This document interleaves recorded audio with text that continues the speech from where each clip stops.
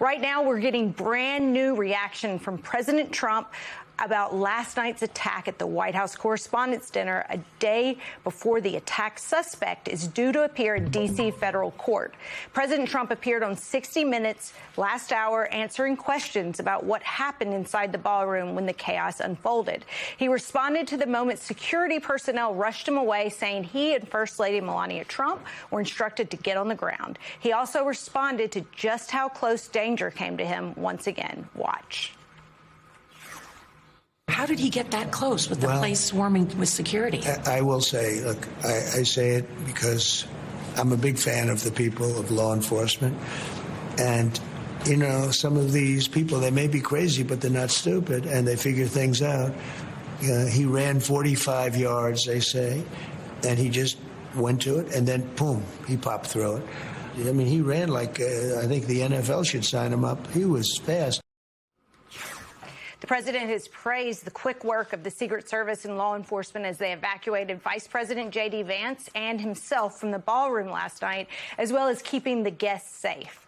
And when all this chaos began, the person who was closest to the president in that moment was the entertainer for the night, mentalist Oz Perlman, who you can see in this video talking with the president. And Oz Perlman joins us now. So thank you so much for being with us tonight. First and foremost, how are you doing and feeling and processing what you not only observed, but were in the middle of last night?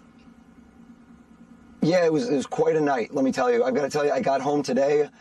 My job has me on the road very often, so I get home to see my kids, but hugging them and seeing them and kissing them hit very differently today because I think the adrenaline dump, thank God we were safe. I haven't emphasized it enough, but I want to thank D.C. Police, SWAT team, Secret Service, because I think that if they had not acted as fast, you can always say, woulda, coulda, shoulda, how did he get through? The fact of the matter is, no one died. This is a very different conversation than it could have been. If there were slower reactions, he would have gotten in that room. Who knows what could have happened? So I want to thank them tremendously. I've had time to process it and realize, like, this could be a very different conversation we're having. So I'm feeling very blessed that I'm alive. A bit shook up. The adrenaline's gone past me, but it was it's an insane night, to be honest. Can you walk us through what you experienced and witnessed when you were evacuated? Yeah, so I was at the dais, so it's the lead table. I was sitting very close to Jackie French and also the vice president. And we had the marching band, we did the Pledge of Allegiance, and then I'm the entertainment for the night. So I was going to be doing a kind of a mind reading show later in the evening, and I wanted to warm up the crowd. So I did a little something with the VP, then I went over, had a chance. I had said hello beforehand to the president and to the first lady, and it was a very interesting trick where the press secretary is due. She's having a baby, and she said to me, can you guess the name of my daughter that I'm going to name my daughter? And I specialize in doing things that are impossible. So when you're watching me there, the timing is unbelievable because I was trying to figure out the name. I wrote down the name that I thought, and I said to her, Caroline, what's the name of your daughter? And right when I turned it around, I can see it vividly. We start hearing a commotion in the room. But everybody has been to events where there's been a medical emergency, somebody choking, somebody having a heart attack. You know, there's a different energy when there's a commotion and everyone looks to see what's going on.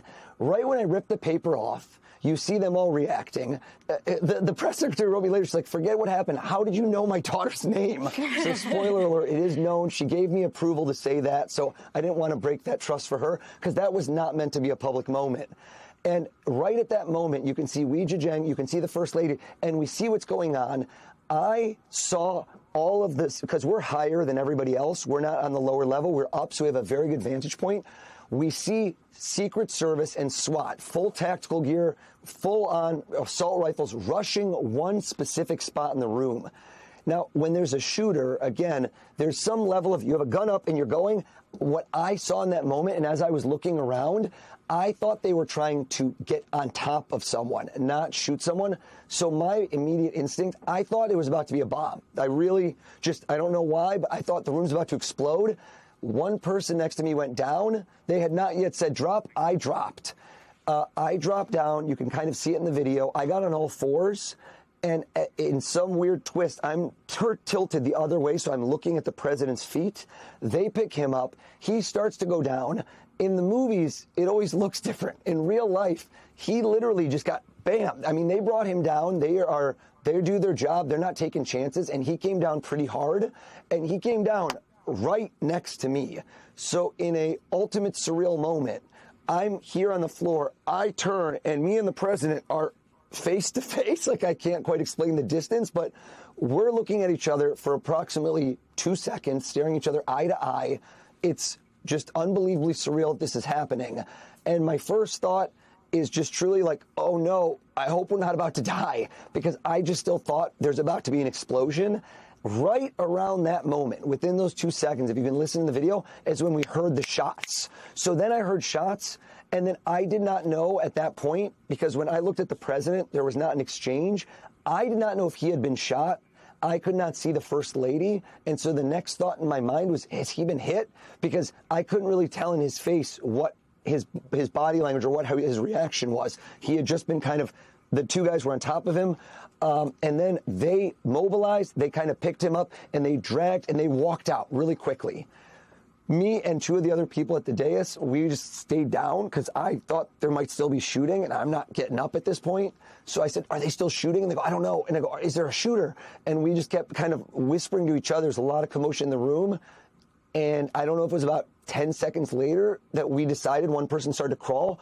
We army crawled out of there. So underneath the table, when you're seeing this, we stayed low and we crawled out behind that curtain. And I just kept crawling until I thought I was safe, got up and ran to the backstage area. And that was to a degree when I felt like the panic subside, because there were so many people with guns back there that at that point I would say I felt pretty safe. But there was still not a lot of info. We did not know if the president had been shot, if the first lady had been shot. I didn't see any blood. I was actually looking for blood to see, did anyone get hit? They very shortly thereafter said that somebody was killed, shooter was killed.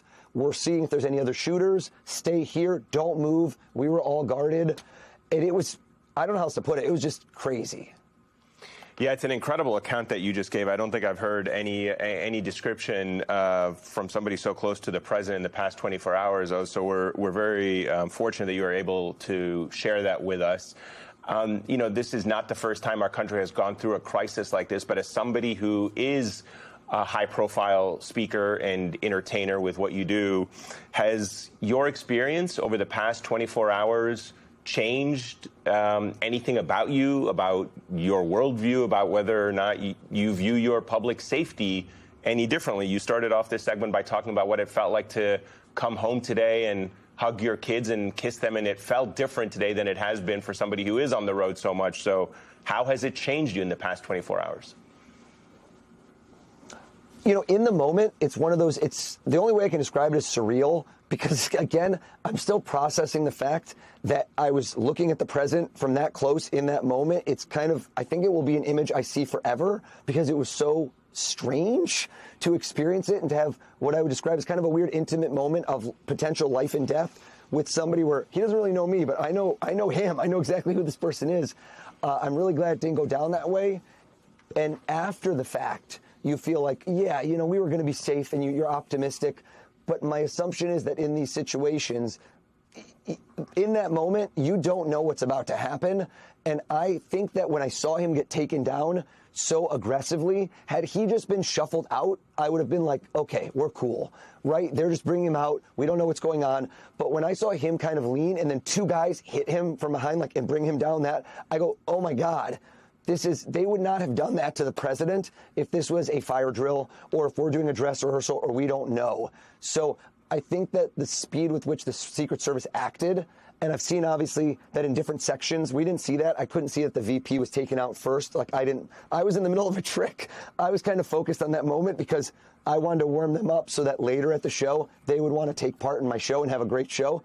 So, it was just very jarring. It was also the trick went so well, and then to go to something so crazy was really a very up and down. So Oz, there has been discussion about rescheduling the White House Correspondents' Dinner within the next 30 days. The president has asked for it. The White House Correspondents Association has suggested that they are perhaps working on it. Would you feel comfortable going back, given what you have just experienced? 100%. Oh, yeah. I was there to put on a great show. That was what I was brought in to do. I think that they brought me in for a very specific reason this year, which was to unite the country.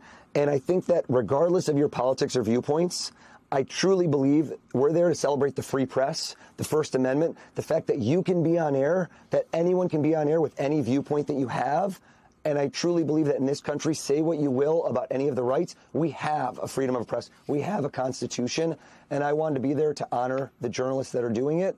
And because one deranged person comes in with a gun and does this, does not mean that we put our lives on the side and stop what we're doing. If somebody goes and does this at a football game or a baseball game, do we stop living our lives? Absolutely not.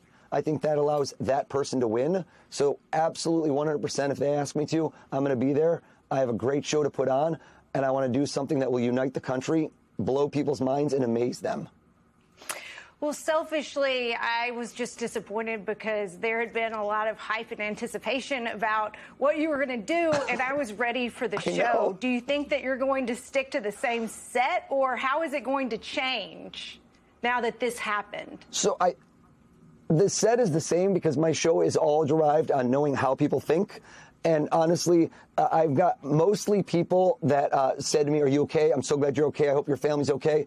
A few of my friends with the more dark sense of humor goes, "Come on, buddy. How did you not see this coming? You're the mentalist." So I have to live with those jokes, unfortunately. But I think that the key here is I'm going to probably do almost the same set, but I'm going to have to tiptoe around certain things because, again, I wanted to use some of the high-profile VIPs in the room because I think that will really appeal to the audience members, some of the notable faces, and I don't know what security concerns there will be next time as to who will be accessible, who will want to get up and perform. I can't really answer that yet, but my goal is to make it just an incredible evening with everybody there and everybody at home as well. Oz Perlman, we are glad to see that you are safe and about your spirits. Really appreciate you making time for us. I know it's a very busy time for you, and thank God to you and everyone that last night ended on a much better note than what it could have been, as you said. So thank you so much for making time for us. Thank you so much, everybody.